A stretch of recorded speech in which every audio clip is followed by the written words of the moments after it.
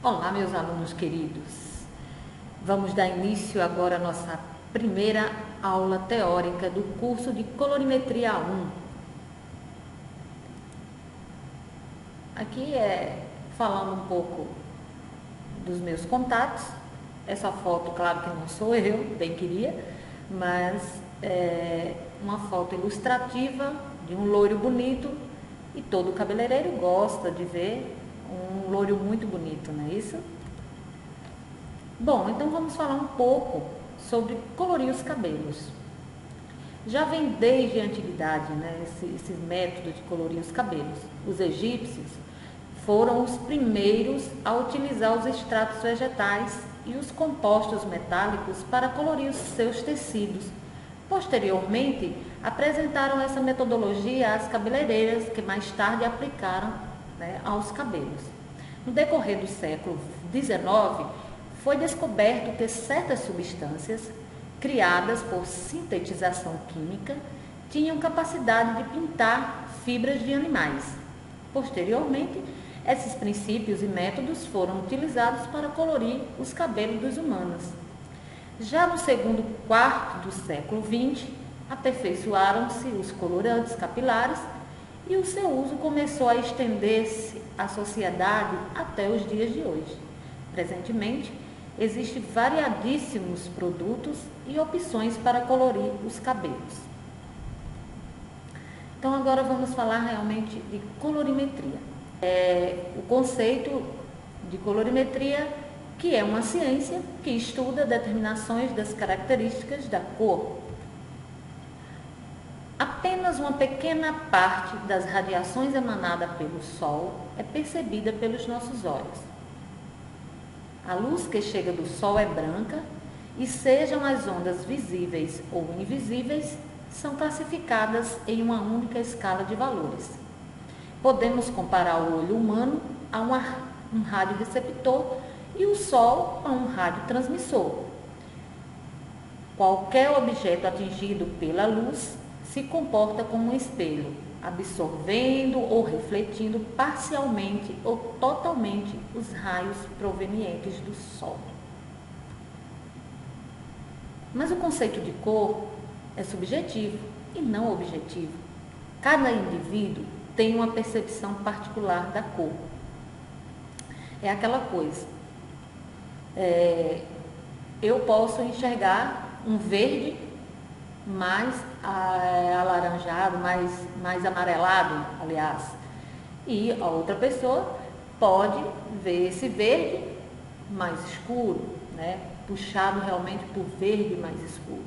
E isso pode ser entendido, uma vez que o olho humano enxerga de formas, cada um tem sua forma de enxergar, e não é um produto ou uma coisa que seja objetiva. Por isso, por essas variações de interpretação, é que existe, né, essa subjetividade. Quando um objeto absorve todas as radiações, o olho humano vê uma cor preta. E quando um objeto reflete as radiações, o olho vê uma cor branca. Daí, ligando isso aos cabelos, nós vemos que aqueles cabelos mais escuros, né, esconde bastante os seus defeitos. Por que isso?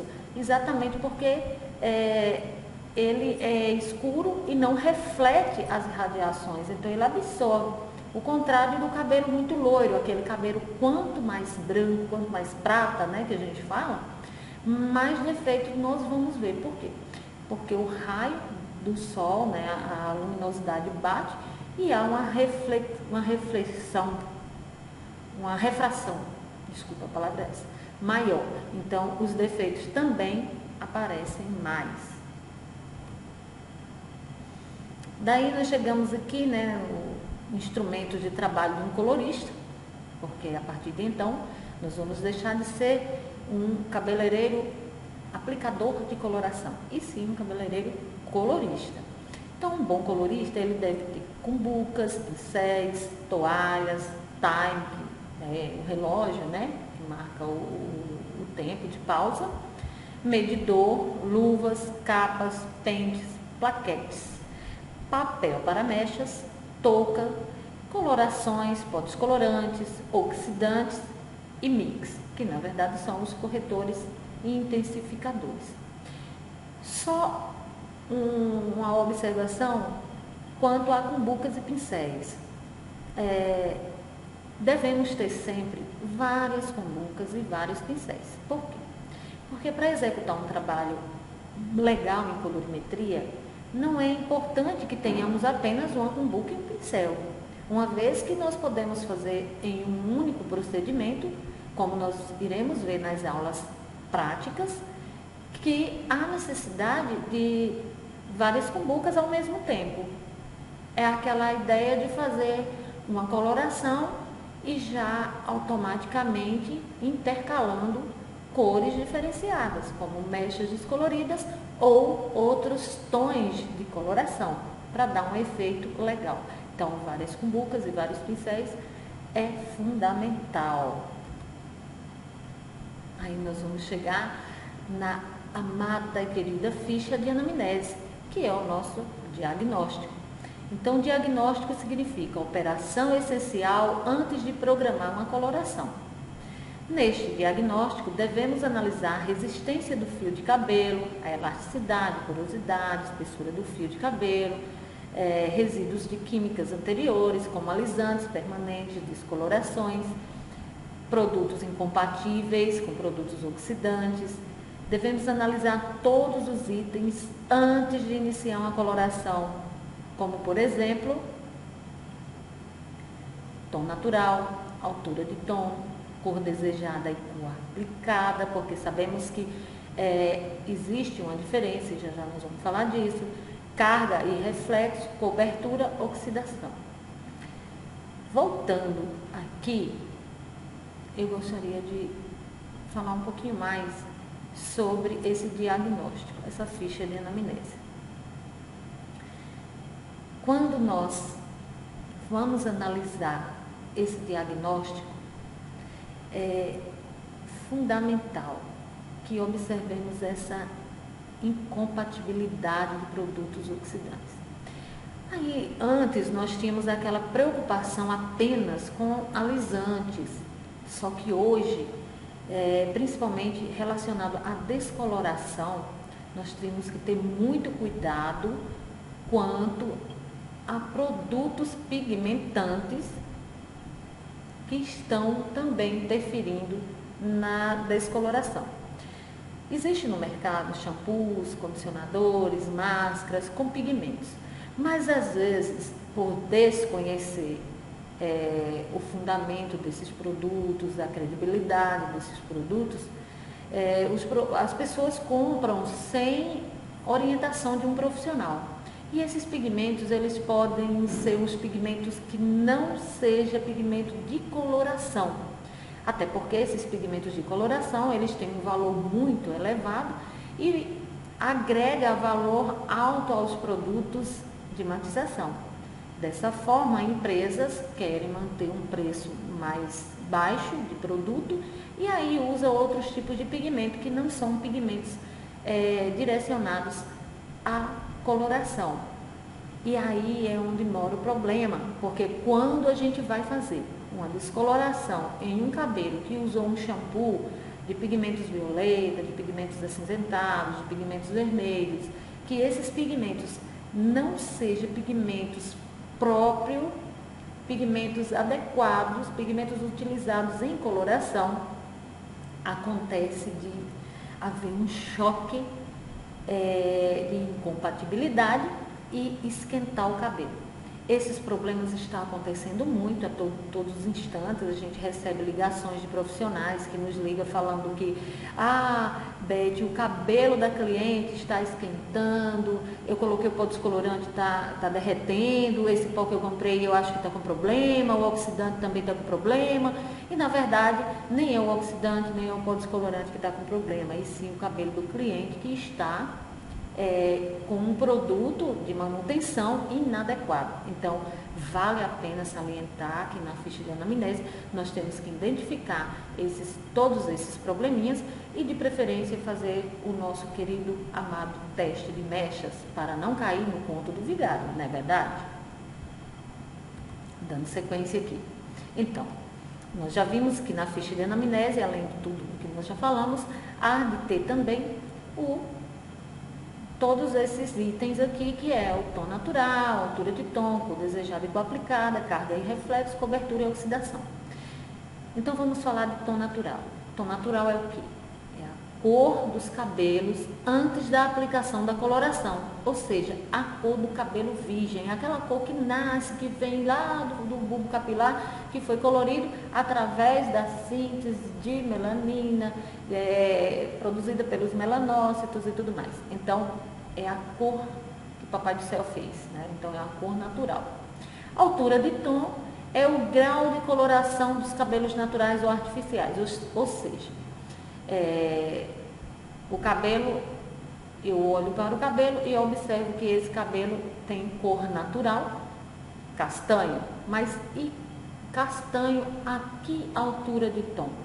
Ele pode ser 4, ele pode ser 5, ele pode ser 3, porque nós temos o castanho escuro, castanho médio, castanho claro.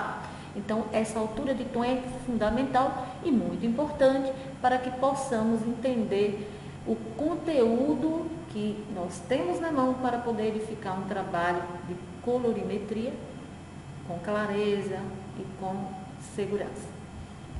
Aí nós vemos, logo em seguida, cor desejada e cor aplicada. A escolha da cor desejada não corresponde necessariamente à cor aplicada. Para esta etapa, devemos analisar tom natural, altura de tom, volumagem do oxidante, percentual de cabelos brancos e técnica de aplicação. Veja bem, quando o cliente chega e senta na cadeira, ele pega uma revista que ele já traz e fala, eu quero essa cor no meu cabelo. Ou ele pega uma cartela de cores que tem em todos os salões e olha aqueles cabelinhos lá da cartela e fala assim, eu quero o meu cabelo dessa cor. Só que a cor que ele escolhe é um 731, mas diante do análise, diante de todo o conhecimento que nós temos e a análise que nós vamos fazer, nós vamos deixar a cor que o cliente deseja, porém, não obrigatoriamente usaremos a cor que ele deseja naquele momento da aplicação. Então, não é necessário que eu pegue e faça a mistura exatamente da cor 7.31 como escolhido. Eu posso chegar até lá fazendo da minha maneira, diante do meu conhecimento. E isso a gente vai ver ao longo desse curso. Carga e reflexo. Uma tonalidade que tenha tendência a escurecer. Isso é muito importante, precisamos entender muito sobre isso, porque lá na frente, no conteúdo, né, vocês vão identificar essa diferenciação. Cobertura, grau de coloração dos cabelos brancos após a aplicação da tinta. Então, a gente tem que ter essa noção da coloração escolhida e o grau de coloração para que haja realmente uma cobertura dos fios brancos. E aí vem toda uma questão envolvida nessa situação dos cabelos brancos, que é a forma de aplicação, o tempo de pausa, a retirada, tudo isso conta para uma boa cobertura. E nós vamos ver isso também no decorrer do curso. Oxidação. Reação de um produto em contato com o oxigênio. Procurar saber qual a volumagem para obter um resultado desejado. Então, isso é muito importante e é fundamental para um bom resultado. 3. Cor natural. Na cor natural, nós vamos enxergar aqui a divisão dos pigmentos. Então, nós temos pigmentos naturais difusos e pigmentos naturais granulados. Muita gente vai para o curso, muitos profissionais já participaram de vários cursos, inclusive você que está agora assistindo essa aula, pode falar assim, nossa, já vi essas palavras tantas vezes, tudo tão repetitivo, mas acontece que nós precisamos diariamente entender tudo sobre essas palavrinhas, porque são essas bases responsáveis por um bom resultado, por você ter credibilidade perante seus clientes. Até a forma de você conversar vai diferenciar você, profissional colorista, de um profissional que apenas aprendeu a comprar um tubo de coloração, misturar e aplicar no cabelo do cliente. Então você vai chegar para o seu cliente e vai falar termos técnicos que vai diferenciar de outras pessoas, de outros profissionais. E isso é que faz a diferença. Então vamos lá.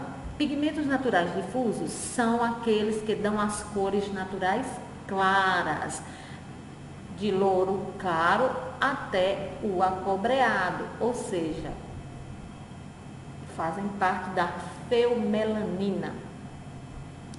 Os pigmentos naturais granulados são aqueles que dão cores naturais, inclusive com reflexos arruivados ou castanhos, até o preto, que é eumelanina.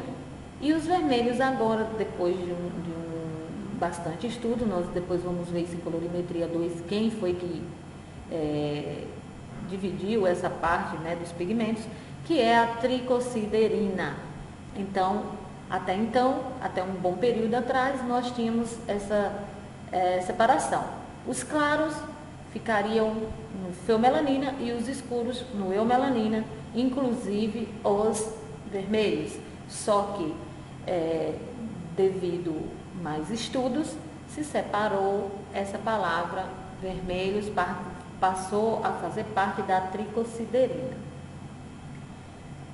As misturas equilibradas dos pigmentos dão os tons médios e intermédios, que são castanhos médios, os castanhos claros, o louro médio, enfim. Os cabelos sulfurosos geralmente deixam fundos amarelos e os ferruginosos fundos vermelhos. Então, na hora de entendermos de fundo de clareamento, fundo de descoloração, nós vamos entender melhor onde cabe essas palavras sulfurosos e ferruginosos. Fundo vermelho, por si só, já dá um entendimento que há um excesso de pigmentos granulados. Fundo amarelo, excesso de pigmentos difusos. E fundo branco, ausência de pigmento. Uma vez que pegamos um cabelo e fazemos uma descoloração, limpamos todo o pigmento daquele cabelo e ele chega naquele palha, então ele praticamente está sem pigmento. E aí fica aquele cabelo fragilizado. Ou quando o cabelo entra em estado de canície, que é quando eles ficam brancos por si só, né, dependendo da idade, o cabelo vai perdendo a melanina e vai se tornando branco. Estudos revelam que o cabelo fica branco pela ausência de pigmentos, que os melanócitos vão perdendo sua força e logo vão deixando de fabricar o pigmento natural, que é a melanina. Porém, já existe outras formas de conhecimento que ainda não está, vamos dizer assim, concretizada, outros estudos científicos que diz que a canice se dá por uma elevação do peróxido de hidrogênio no próprio organismo e, dependendo de um período, de uma certa idade, o organismo começa a produzir mais quantidade dessa substância, fazendo com que haja um descoloramento, né, uma dissolubilidade natural desse pigmento. mas ainda não temos nada fundamentado, então é só, vamos dizer assim, suposições. A gente precisa realmente ter a certeza para poder estar passando com mais segurança. Até então, a segurança que nós temos cientificamente comprovado é que os melanócitos perdem sua força e não produz mais a melanina, e daí o cabelo entra em estado de canice. Os tons naturais, geralmente a gente começa com 1, aí pula para o 3. Em algumas cartelas de cores, nós vamos encontrar o 1 e o 2. Quando encontramos o 1 e o 2, significa que o 1 é classificado como preto azulado e o 2 apenas preto. Mas vamos usar os tons naturais partindo da melanina natural. Então, nós temos o 1, que é o cabelo preto, o 3, que é o castanho escuro, o 4, que é o castanho médio, o 5, que é o castanho claro, o 6, louro escuro, o 7, louro médio, 8, louro claro, 9, louro muito claro e o 10, que é o louro claríssimo amarelo ou palha. Então ele já praticamente já tem pouquíssimos pigmentos. Bom, essa numeração de 1 a 10, ela é universal, ou seja, em qualquer parte do mundo existe essa numerologia e isso vamos dizer assim, universalizado. Não tem essa de, no Brasil o 1 é preto, nos Estados Unidos o 1 é amarelo, nada a ver. É preto e preto e preto, pronto.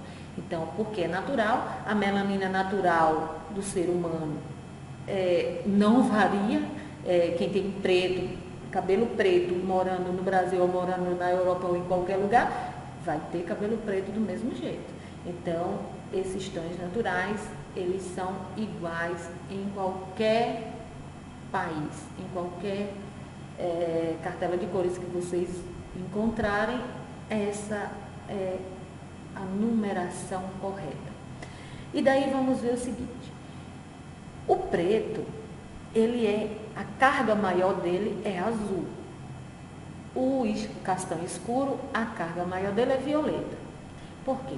Porque tem muito azul e um pouco de vermelho.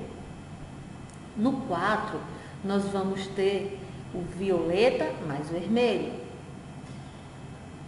No 5, nós vamos ter vermelho, muito vermelho, é a base, é o fundo, né? O louro escuro, nós já temos vermelho mais laranja. No louro médio, nós vamos ter apenas laranja.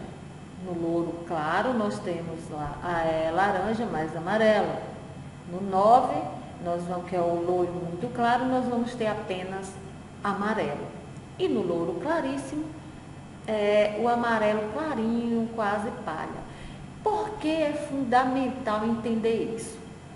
Exatamente porque no momento que nós entendemos quais são os pigmentos que formam determinada cor, nós vamos também entender que quando estivermos descolorindo um cabelo, irá aparecer esses fundos residuais.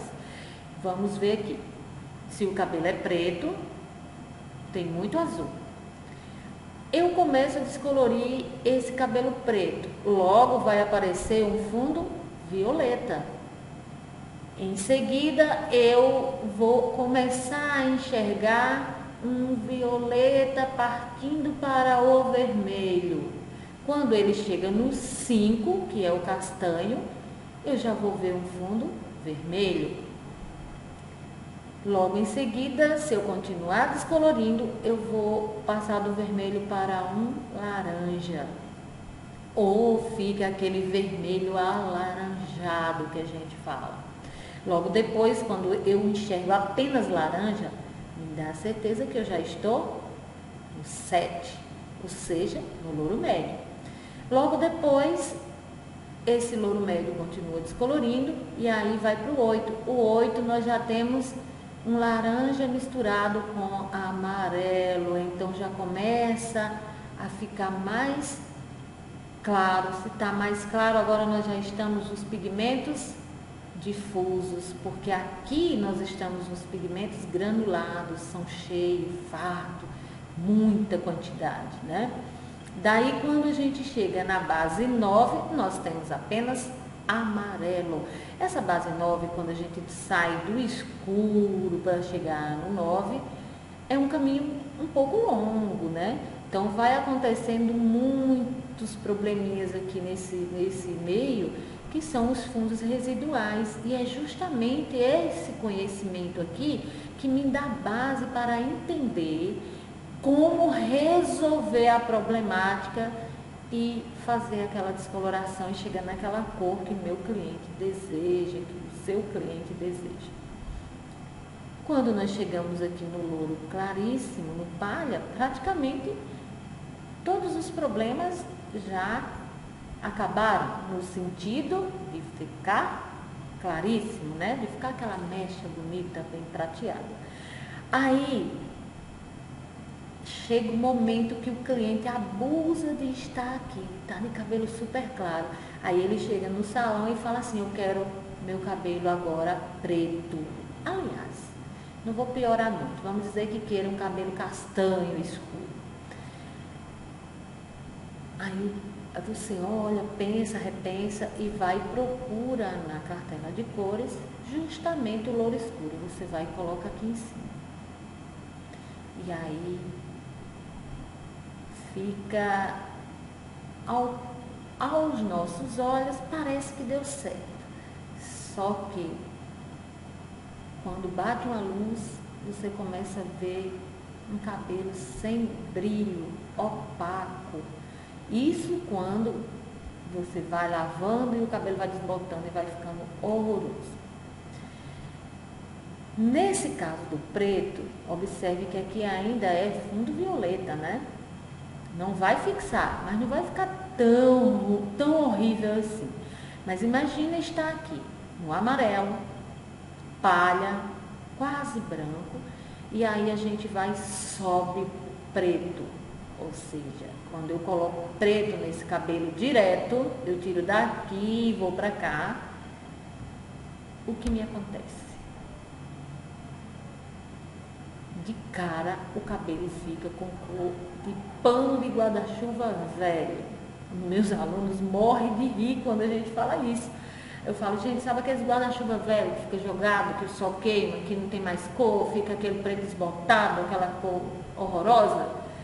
É isso que vai acontecer com esses cabelos. Porque, apesar de ser um tom que é granuloso, tem muito pigmento, mas é azul, gente. Quando eu coloco muito azul em cima desse palha aqui, fica horrível.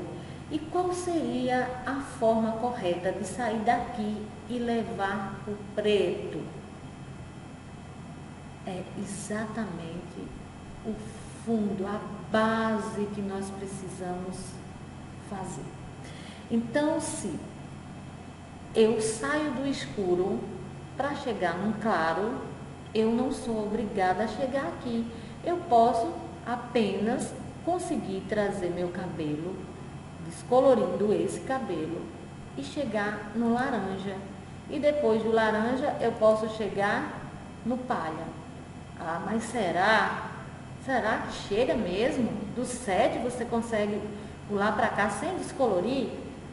Sim, claro que sim. Nós vamos ver isso, porque nós vamos matizar o fundo indesejado que está aparecendo aqui, que é o laranja. Então, feito isso, o cabelo, eu matei o laranja, automaticamente eu vou acender algo que está faltando, que é o brilho, a luminosidade. E isso eu faço com o quê? Com os corretores. Então, da medida certa, da forma correta, eu vou conseguir sim chegar aqui sem precisar derreter o cabelo. É um grave erro pegarmos um cabelo e descolorir até derreter e chegar aqui. Bom, assim como se eu saio do super claro e quero chegar em um vermelho, eu preciso de uma base laranja. Então, se eu estou no cabelo super claro e eu quero ir para um vermelho, um castanho, é fundamental fazer uma base laranja. Quando eu faço uma base laranja nesse cabelo, logo eu aplico o vermelho e ele fixa, porque existe uma base para ser apoiada. E quando eu quero vir para o preto, eu tenho que fazer uma base, não é mais laranja, e sim vermelho.